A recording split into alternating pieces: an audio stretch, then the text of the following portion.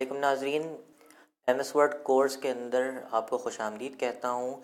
नाजरीन, कोर्स का आज ये दूसरा लेक्चर है और हम पिछले लेक्चर के अंदर हम ये देख चुके हैं कि एम एस वर्ड कोर्स के अंदर हम क्या क्या सीखने वाले हैं। कोर्स करिकुलम और कोर्स आउटलाइन जो थी वो आपके सामने थी। आज इंशाल्लाह बाकायदा इसका आगाज़ करते हैं। आगाज़ करने से पहले मैं आपको ये बता दूं कि अगर आप एम एस वर्ड को इस्तेमाल करना चाहते हैं तो सबसे पहले एम एस वर्ड आपके कंप्यूटर के अंदर इंस्टॉल्ड होना ज़रूरी है। एम एस वर्ड इंस्टॉल्ड होगा तो उसके बाद ही वो आपको अपने पीसी के अंदर आप उसको रन कर सकेंगे, अपने एक लैपटॉप या कंप्यूटर के अंदर आप उसको रन कर सकेंगे। इंस्टॉल करने का सिंपल सा और आसान सा तरीका ये है कि बाज़ार में जाइए, मार्केट में जाइए, किसी भी सीडी की दुकान से जाकर, जहाँ पर सीडीज़ वगैरह इस तरीके की चीज़ें मिलती हों, वहाँ पर जाकर एम एस वर्ड या एम एस ऑफिस की सीडी उनसे तलब कीजिए। वो आपको सीडी दे देंगे, उसको इंस्टॉल कर लीजिए।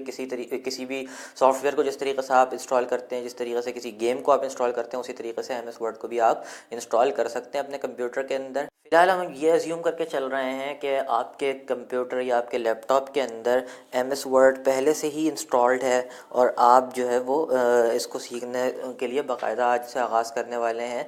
तो हम सबसे पहले स्टार्ट मेन्यू के अंदर जाकर ऑल प्रोग्राम्स के ऊपर क्लिक करेंगे और ये यहाँ पर नीचे आएंगे तो देखेंगे यहाँ पर ये माइक्रोसॉफ्ट ऑफिस का जो फ़ोल्डर है ये यहाँ पर मौजूद है। माइक्रोसॉफ्ट ऑफिस का फ़ोल्डर ओपन करेंगे तो ये यहाँ पर आपके पास माइक्रोसॉफ्ट वर्ड 2010 या 2017 या जो भी है आपके पास वो लिखा हुआ आ रहा होगा। 2010 में मैं सिखा रहा हूँ तो इसलिए मैं उसी के हिसाब से बात करूँगा। तो अब आप ये देख सकते हैं कि यहाँ पर ये इस तरीके से ये स्टार्ट हो गया मेरे पास एम एस वर्ड सॉफ्टवेयर। और अब ये जो है ये बेसिक इसका जो थीम है वो आप आ रहा है। इसका व्यू आप जो है यहाँ पर पेज लेआउट्स के अंदर से जाकर चेंज भी कर सकते हैं और इसको जो है वो सॉरी व्यू के अंदर जाकर ये फुल स्क्रीन रीडिंग, मतलब अगर आप फुल स्क्रीन के ऊपर करना चाह रहे हैं तो ये फुल स्क्रीन के ऊपर शुरू जो है आपको यहाँ पर शो होना शुरू हो जाएगा। इसी तरीके से आप इसको आउटलाइन के मोड में या प्रिंट लेआउट के मोड में, जिस मोड में भी आप रखना चाहते हैं। मैं तो नॉर्मली इसके ऊपर प्रिंट लेआउट के मोड पर काम करता हूँ तो के हाथ अगर कोई प्रिंट वगैरह का कुछ इशू हो तो हाथ के हाथ उसके अंदर मुझे पता चलता रहे कि प्रिंट किस तरीके से आएगा। तो अब ये है सारी बातें। आज हम जिस बारे में बात करेंगे हैं वो है quick access tool bar. Quick access tool bar क्या होता है? क्विक एक्सेस टूल बार ये होता है कि अगर आप एम एस वर्ड के ऊपर काम करना चाह रहे हैं तो आप कुछ शॉर्टकट्स बना लेते हैं अपने, और जिसके ज़रिए आप बआसानी अपने काम को सरअंजाम दे सकते हैं।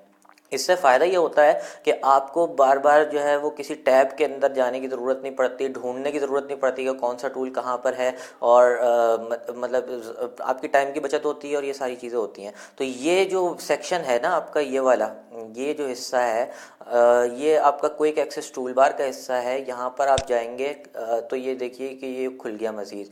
तो इसके अंदर ये देखिए जो जो टिक हुए हैं ना यहाँ पर ये मार्क, वो चीज़ें आपको यहाँ पर शो हो रही हैं, बाकी सारी चीज़ें यहाँ पर शो हो रही हैं। अब आप देख सकते हैं कि यहाँ पर ये न्यू है, ओपन है, save, email, quick print, undo, redo वगैरह ये सारी चीज़ें यहाँ पर मौजूद हैं। तो आप इसके अंदर से अच्छा मज़ीद इसके अंदर से आप इसके अंदर मज़ीद कमांड्स भी इसके अंदर ऐड कर सकते हैं और इसके अंदर मज़ीद ऑप्शंस भी इसके अंदर ऐड हो सकते हैं। तो अगर ये देखिए मैंने इसको अगर इसको टिक कर देता हूँ ईमेल को, तो ये यहाँ पर ये देखिए ये ईमेल वाला खाना भी ऐड हो गया है। अगर इसको वापस मैं जो है अनटिक कर देता हूँ, अनचेक कर देता हूँ, तो यहाँ से ये गायब हो गया है। अब मिसाल के तौर पर अगर मैंने कोई डॉक्यूमेंट बनाया है और इसके अंदर मैं चाह रहा हूँ कि इसको सेव कर दूँ, तो सिंपली मैं फिर जो है ये एक मरतबा सेव करने के बाद मुझे बार बार सेव करने के लिए यहाँ पर फाइल मेन्यू के अंदर जाकर इसको सेव करने की ज़रूरत नहीं होगी, बल्कि मैं सिंपली ये वाला बटन यहाँ पर ये जो बन गया है ये क्लिक करूँगा तो ये यहाँ से सेव हो जाएगा। इसी तरीके से अगर मुझे कोई न्यू डॉक्यूमेंट खोलना है तो मैं यहाँ से जाकर अलग से जो है कोई न्यू फाइल यहाँ से ओपन नहीं करूँगा, बल्कि सिंपली मैं यहाँ पर ये क्लिक करूँगा तो ये न्यू डॉक्यूमेंट ये ओपन हो गया। देख लीजिए डॉक्यूमेंट 2 आ गया। तो हम इसको वापस यहाँ पर से बंद कर देते हैं। तो ये चक्कर है। अच्छा, यहाँ से मज़ीद इसके अंदर जाते हैं, मोर कमांड्स के अंदर जाते हैं और इसके अंदर देखते हैं कि हम क्या क्या है यहाँ पर मज़ीद इसके अंदर ऐड करा सकते हैं। तो अब ये देखिए ये वो हैं जो यहाँ पर अवेलेबल हैं, मतलब हम जो जो ऑप्शंस ऐड करवा सकते हैं ये सारे ऑप्शन यहाँ पर आपको नज़र आ रहे हैं। कि अगर मैं चाहता हूँ कि मेरे पास कॉपी का सिस्टम हो तो इसको मैं जो है वो ऐड करा सकता हूँ यहाँ पर। ये देखिए ऐड हो गया। इसी तरीके से अगर मैं कट का ऑप्शन ऐड कराना चाह रहा हूँ तो ये कट का ऑप्शन ऐड करा दिया। उसके बाद मैं ये चाह रहा हूँ कि ये बुलेट्स इसके अंदर ऑप्शन ऐड करा दूँ, तो ये बुलेट्स का ऑप्शन ऐड हो गया यहाँ पर। अब आप देख सकते हैं कि ये ऑप्शंस बढ़ते चले चले जा रहे हैं।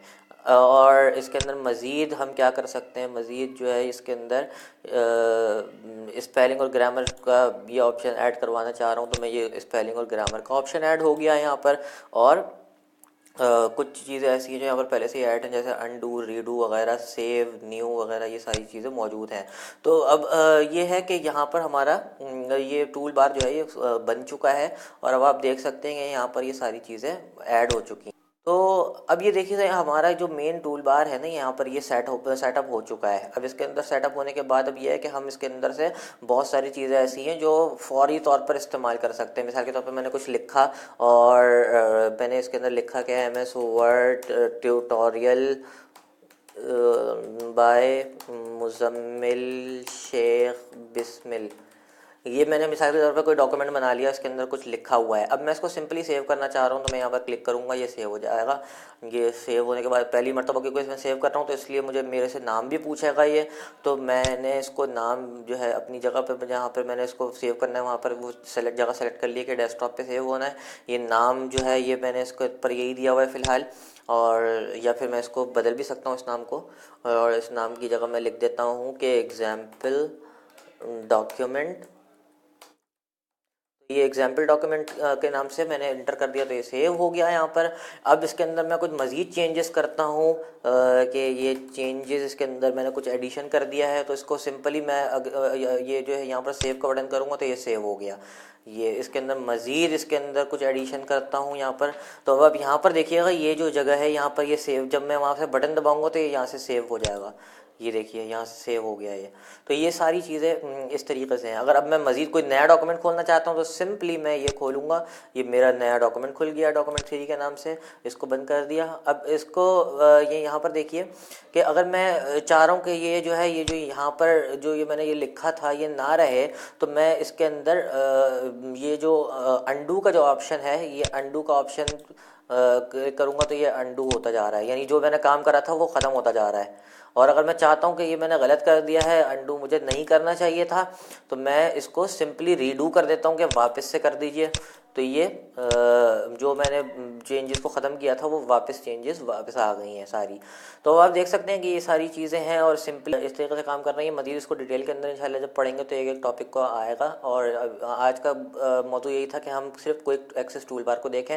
अब ये बुलेट्स का ऑप्शन मुझे यहाँ पर लगाना है, तो अब आप ये देखिए कि ये बुलेट्स यहाँ पर बुलेट लग गई है। अगर आप इसके अंदर पूरा सेलेक्ट करके सब पे बुलेट्स लगाना चाह रहे हैं तो ये देख, तो ये लिस्ट की सूरत में यहाँ पर आप देख सकते हैं कि ये तब्दील हो गया है। और इसको वापस अगर अंडू करेंगे तो ये वापस अपने असली सूरत हाल के ऊपर आ जाएगा।